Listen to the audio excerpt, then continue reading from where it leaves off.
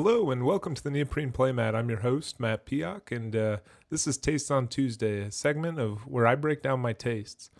Now, typically, I go through and I think about and talk about certain things that I rather enjoy. But this segment is also set up to be places where I can talk about my grievances and my annoyances with my particular set of tastes.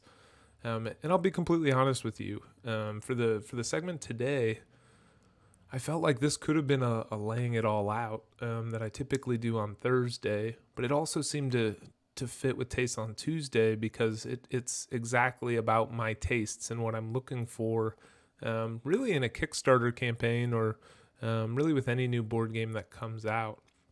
And so essentially what I'm going to do today is I'm going to walk you through a current upcoming Kickstarter and just explain to you from my perspective how my tastes are feeling at certain moments when looking over this campaign. Almost like a reaction video, except I've gone through the slides already, and I've kind of already thought about what my feelings are toward this. So I hope you enjoy this new a little bit of a new format or a little twist to the Taste on Tuesday genre here. Also, you'll notice I got a pop filter on my mic, so hopefully that helps with some of the plosives. So, all right, well, let's just jump into this. All right, here we go. So the Kickstarter we'll be looking at today is an upcoming one called Velocity. This is on Precarious Games website. And I'm just going to start with this right off the bat. When you're doing one of these are great when it tells you when it's coming to Kickstarter, has a picture of the box. I like all of this. But depending on the size of your screen, this white text is often mixing with the white text on the box. It makes it really difficult to read. It's a super minor grievance, but if this is the first place people are seeing your game, you want it to look as clean as possible. You could have easily taken this and just put it off to the side here, have it say coming to Kickstarter October 20th over here. I know it's going to cover up your beautiful ship, but it's going to prevent it from mixing with the words Velocity Vanguard over here. But let's take a look at this game. So we scroll down. What lies beyond? You are the Vanguard, the first. Reach into the unknown with fledgling spacefaring technology and hopefully return to accolades.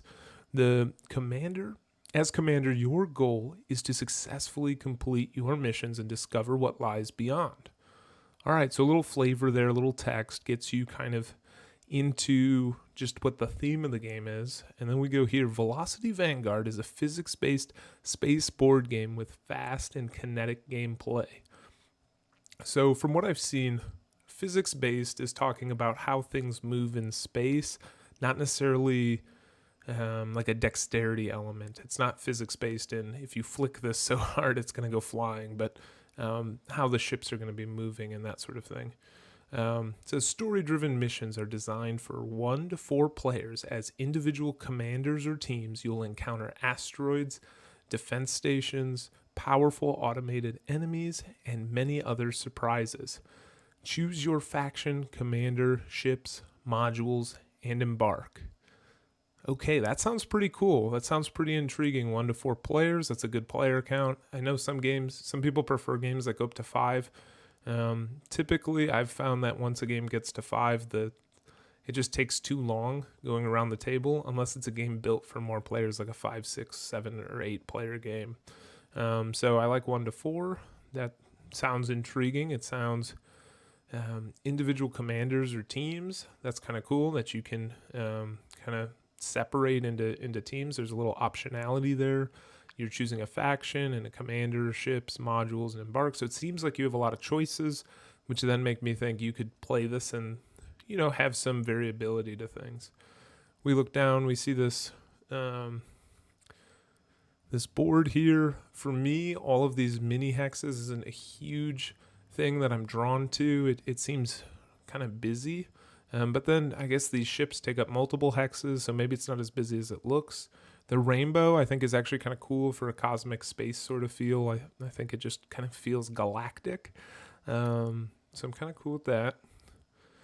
And then here's just some more information. So that's all we have here on their page, really. I mean, I could go to these different articles, but we're not going to do that. We're going to go over to Board Game Geek and see what we have here. So once again, 45 to 180 minutes. That seems like you're talking a 45-minute game to 3 hours. That's a very large variable. Personally, that just tells me you haven't play tested it enough to know how long it runs, or that player count greatly affects the amount of time this game takes to play. Both of which lend me to believe that, I don't know, my interest drops off, right? 45-minute solo game, that sounds kind of cool. Even an hour and a half 2-player game sounds cool, but when you start hitting that 3-hour territory, I get worried. That's usually not a good thing. All right. So let's take a look at the description here. All right. So it says, you are the Vanguard, the first, reach into the unknown with flight. Okay. So we already read this. So let's move down. This we already read. All right. So this is all new text down here. Through a unique physics-based mechanic, players control where their ship will be by manipulating their vector token with a navigation action. Each ship has a unique handling characteristics that make this an exciting part of gameplay, depending on the mission and mode: solo, co-op, competitive. Each player controls a faction with 1 to 3 ships per faction for a set number of rounds or until a particular objective is completed. This is where you start losing me.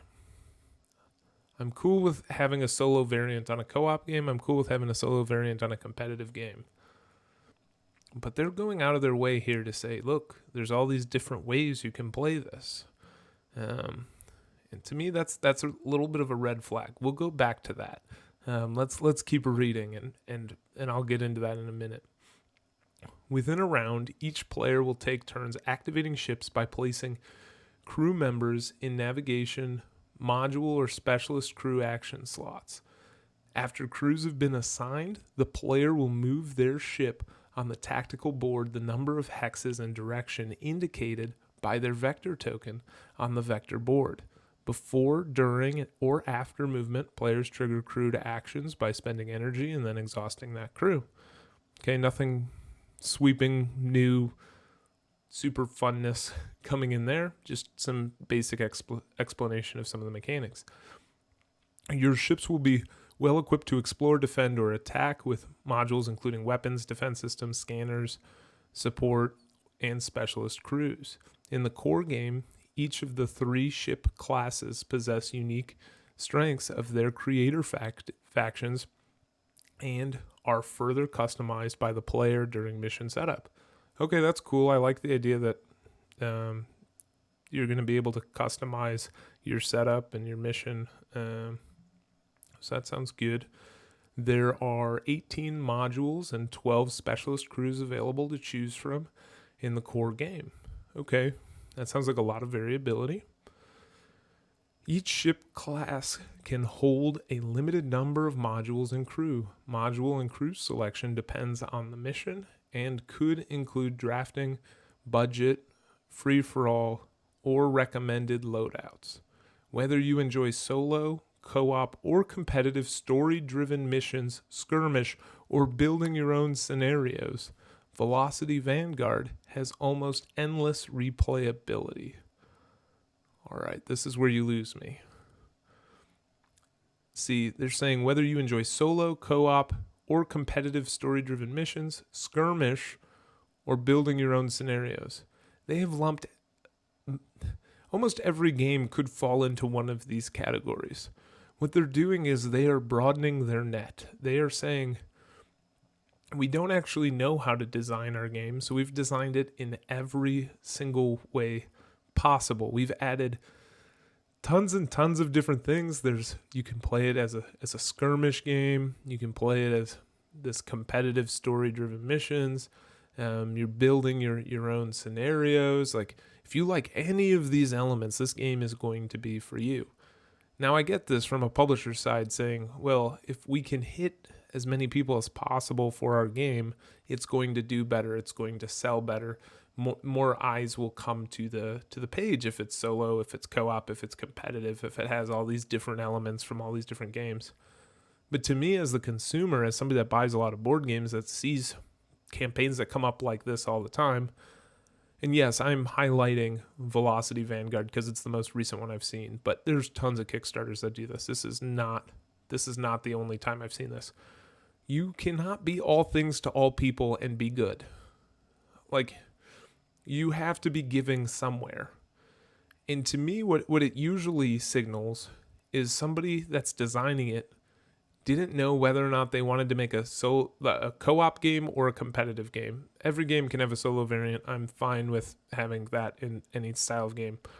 But when you have all these different things, I'll tell you, a competitive story-driven mission game plays totally different than a skirmish game. But you're telling me that it's going to appeal to both of those things, and then building your own scenarios on top of it? So is this an open sandbox game, or how is this all playing out?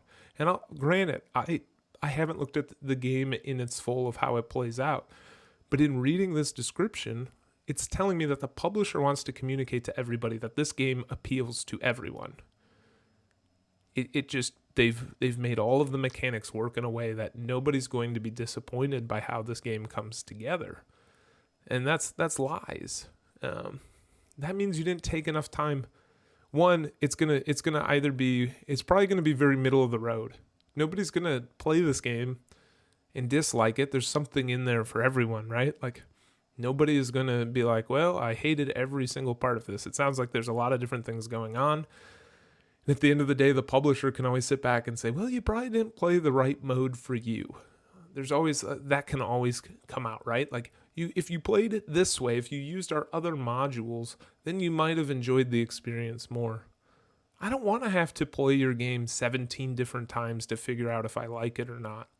I want you to make a game that's compelling in its own right. I want you to put a game out there that's going to have haters, that's going to have fans, and people that absolutely love the game. But it's that dichotomy. It's having both that makes a game extremely compelling. Honestly, when I read through reviews, a lot of times I'll look through, and if everybody's like, yeah, this was a pretty good game, this was enjoyable, I liked it, it was all right, like, I stay away from those games. That doesn't sound interesting to me. That sounds like somebody took a bunch of mechanics from other games that everybody enjoys, puts them together, and they did a thing. I love, though, when I look at a review and you have people arguing. Some people are like, this game is trash. This is the worst game that's ever been designed. I hate it. And then you have another person that's not at all affiliated with the publisher in any way, that's coming out with a 10-star review that is like, this is my absolute favorite game. I will play this all the time. This is going to be in my top 10 for a long, long time. I thoroughly enjoy this game. When I see polarizing reviews like that, I'm like, this game's doing something interesting, and I want to see what it is. I may not like it, or I may love it. I have no idea. But at least it's doing something interesting. When I see this, when I see a game that's like, we do everything for everyone, it's like, then you didn't do any development work. Part of developing a board game is taking it and stripping out everything that doesn't belong. All games don't need to be all things to all people. There's very few successful games that have been that, and I would even argue those ones aren't all things to all people. Even games like Gloomhaven, the one that's number one on the BGG Top 100, has haters, has people that don't like it.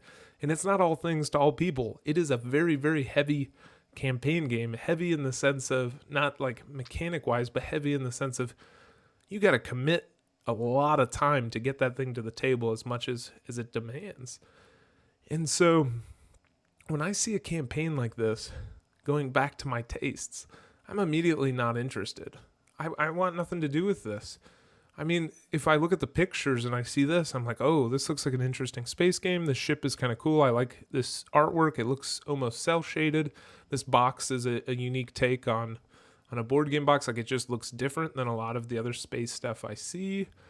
I come over here, I look at this board. While this is very busy and stresses me out a little bit, this tabletop simulator picture with all these different hexes, I've never seen a rainbow board like this. And Like the player boards look interesting. I'm like, oh, what's going on here? What's all this? And then I come and I see these different ships, the Leviathan Destroyer, and what else we got? We got this Archon battle cruiser. I mean, this ship looks really cool.